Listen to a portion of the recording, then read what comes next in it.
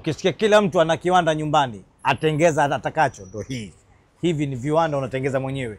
Yaani unanunua vifaa vya mashine, hizi bomba zake na yale material yenyewe ya kunukia yale, na chupa ziko kiwango vya kupimia. Yaani unapima, unakuwa una kiwanda chako, unatengeneza special perfume kwa jina lako, una create, unabuni jina la maana, unauza. Sasa Kilimanjaro Star Cargo sisi kinachotufanya ni kukurahisishia wewe na kufungua wewe njia, kukupa njia nzuri ambayo utaingia kwenye hii biashara kwa gharama ndogo.